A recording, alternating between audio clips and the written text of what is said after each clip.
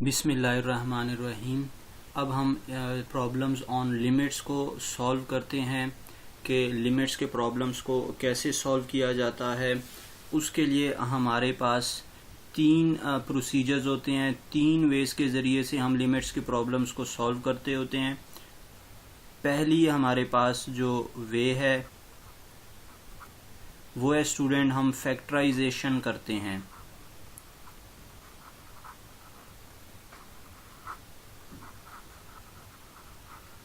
Factorisation के ज़रिए से हम जो है वो सॉल्व करते होते हैं।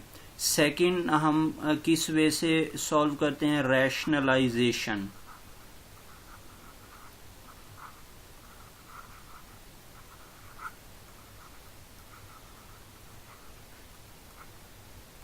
और थर्ड हमारे पास एक और वे भी है जिसको हम बोलते होते हैं सब्स्टिट्यूशन मेथड। Substitution method.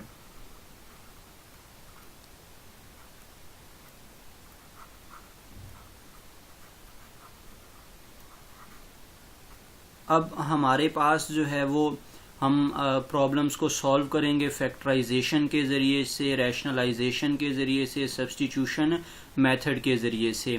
अब हम फैक्टराइजेशन कब करेंगे, रैशनलाइजेशन कब होगी और सब्स्टिट्यूशन मेथड कब अप्लाई किया जाएगा?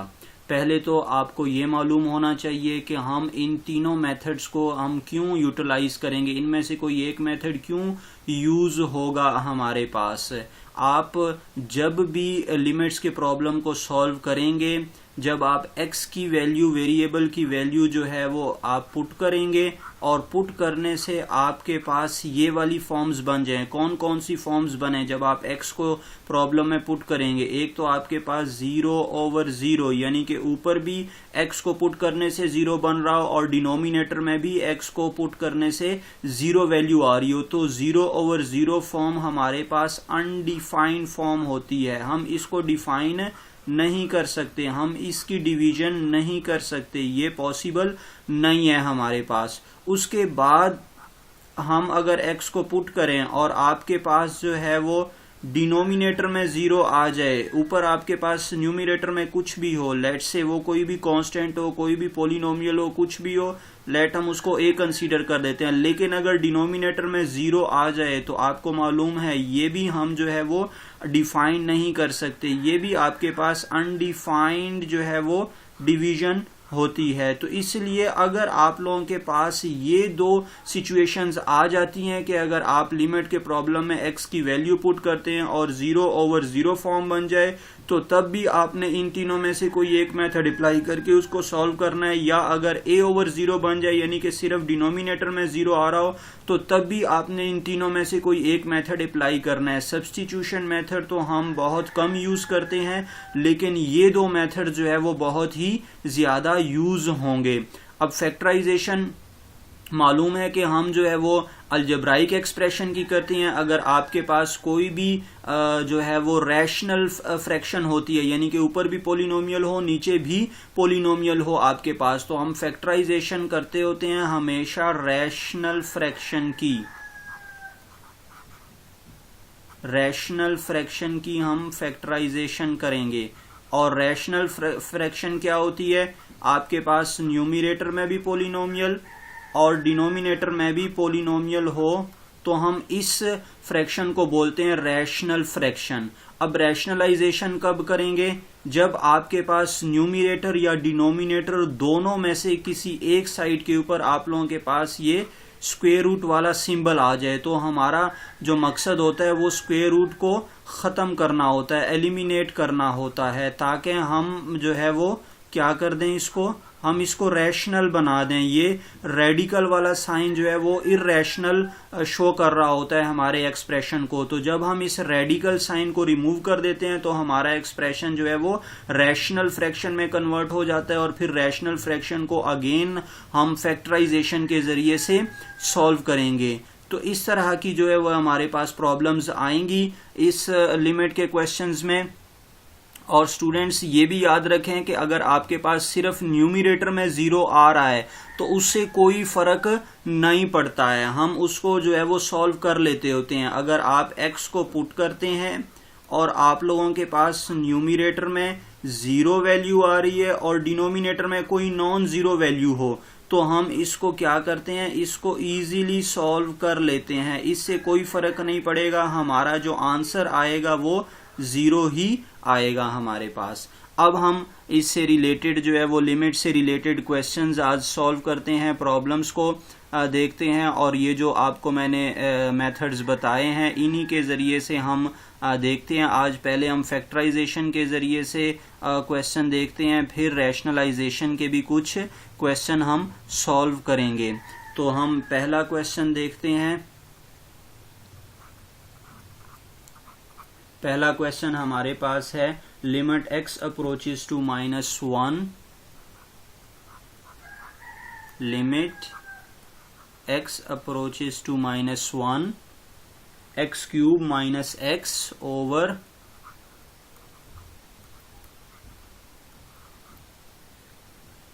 x plus 1।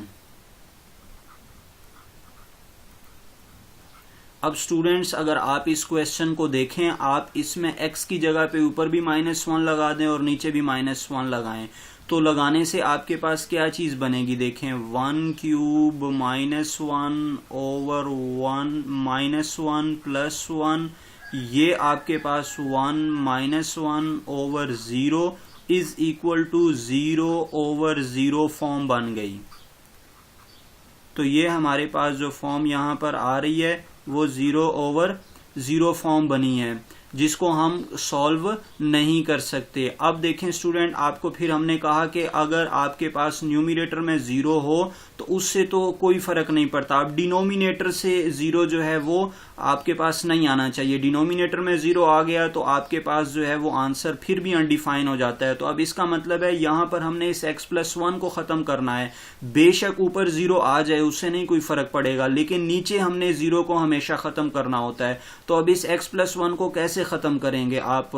अब इसको एक अलजेब्राइक टेक्निक के जरिए से खत्म करेंगे, जिसको हम क्या बोलते हैं, फैक्टराइजेशन हम कहते हैं। यानी कि हम ऊपर वाली टर्म की फैक्टराइजेशन कर देते हैं और फिर इजीली जो है वो हम इस नीचे वाले x प्लस 1 को कैंसल आउट कर देंगे, जो हमें नीचे 0 दे रहा है x को -1 पुट करने पर। तो अब हमारा टास्क x प्लस 1 को खत्म करने का है।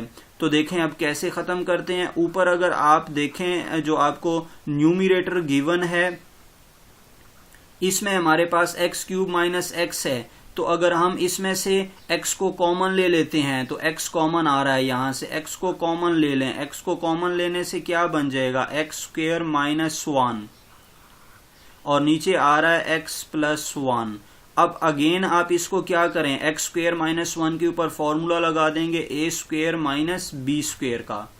हम ये क्यों कर रहे हैं, हमारा मकसद है x प्लस 1 को नीचे से खत्म करना है ताकि हमारे पास नीचे 0 ना बने। तो हम x स्क्वायर माइनस 1 को लिख देंगे x plus 1 x minus 1 over x plus 1। अब देखें ये फैक्टर क्या हो गया, ये दोनों फैक्टर आपस में कैंसल आउट हो गए। तो हमारे पास क्या यहां से जो है वो बचा है, limit x approaches to -1 x into x minus 1 over 1। तो अब अगर आप x की जगह पे -1 लगाते हैं तो डिनोमिनेटर में 0 नहीं आ रहा है। तो अब आप क्या कर दें, x की जगह पर -1 लगा दें, जहां जहां x नजर आ रहा है वहां -1 अप्लाई कर दें। तो -1 -1 किसके इक्वल आ जाएगा, ये आपके पास बनेगा -1 -2। तो -1 इंटू -2 इज इक्वल टू बना 2। तो ये हमारे क्वेश्चन का आंसर हुआ। अब आपने देखा कि अगर हम डायरेक्ट जो है वो x को -1 लगाते तो हमारे पास जो है वो 0 आ जाना, आपके पास 0 ओवर 0 फॉर्म बन गई थी। और अगर आप इस फंक्शन को direct x is equal to -1 पे भी सॉल्व करेंगे तो तब भी ये सॉल्व नहीं होगा। लेकिन ये लिमिट की ब्यूटी है यहाँ पर कि ये आपको क्या कर देता है कि आपके पास वो फंक्शन को उस वैल्यू पर भी डिफाइन करके दे देता है, उसका आंसर कैलकुलेट करके देता है जिस पर वो अनडिफाइन होता है, जिस पर वो डिफाइन नहीं होता। अब हम नेक्स्ट प्रॉब्लम सॉल्व करते हैं। एक और प्रॉब्लम देखते हैं इसी से रिलेटेड, ताकि फैक्टराइजेशन की जो है वो थोड़ी सी हमें प्रैक्टिस हो जाए।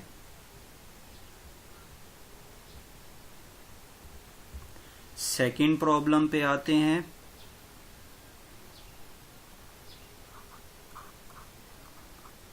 सेकंड प्रॉब्लम है स्टूडेंट्स हमारे पास limit x approaches to 0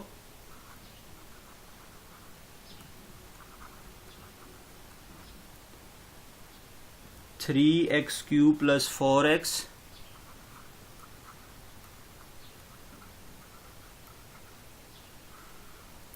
over x² + x। अब यहाँ पर भी आप लोग पहले x को 0 लगाएं। जब आप 0 लगा देंगे तो 3 × 0 0 बन जाएगा, 4 × 0 0 बन जाएगा आपके पास, और नीचे क्या आ जाएगा 0 + 0, तो ये अगेन आपके पास 0/0 फॉर्म बनी। तो अब भी हमने इस क्वेश्चन में भी क्या करना है, x² + x को किसी तरीके से एलिमिनेट करना है। वो फैक्टर एलिमिनेट करना है जो डिनोमिनेटर पर आपको 0 दे रहा है, x को 0 लगाने पर वो 0 दे रहा है। तो उसी अंदाज से हमने क्या करना है, जैसे लास्ट क्वेश्चन किया है, फैक्टराइज करेंगे हम। आप ऊपर भी देखें जरा, आपको क्या कॉमन नजर आ रहा है ऊपर से। अगर आप देखें तो हमारे पास x कॉमन नजर आ रहा है, और ये बनेगा आपके पास 3x² + 4 x को कॉमन लेने से, और नीचे क्या आ रहा है आपके पास, नीचे भी x ही कॉमन आ रहा है, ये बन जाएगा आपके पास x + 1। अब देखें ये कैंसलेशन हो जाएगी, x से कैंसिल हो जाएगा। यही डिनोमिनेटर में x था जो हमारे आंसर में आड़े आ रहा था, जो हमें आंसर कैलकुलेट करके नहीं दे रहा था, जो 0/0 फॉर्म बनाकर दे रहा था। इसी को हमने अलजेब्राइक वे से क्या कर दिया, कैंसिल कर दिया। अब हमारे लिए क्वेश्चन जो है वो बहुत ही ईजी हो गया, और हम अब इसका आंसर जो है वो कैलकुलेट कर लेते हैं। Limit x approaches to 0 3x² + 4 over x + 1। अब अगर आप इसमें x की जगह पर 0 लगा देते हैं तो डिनोमिनेटर में 0 नहीं बन रहा। आपसे बार बार हम कह रहे हैं कि न्यूमिनेटर में 0 बन जाए, कोई फर्क नहीं पड़ता, आपने डिनोमिनेटर में 0 जो है वो नहीं रहने देना है। उसको किसी भी वे से, किसी भी अलजेब्राइक वे से उसको आपने एलिमिनेट करना है, उस फैक्टर को जो आपको नीचे 0 बनाकर दे रहा है। तो अब नीचे 0 नहीं बन रहा, अब हम इसमें लिमिट पुट कर सकते हैं, x की जगह पर 0 पुट कर सकते हैं।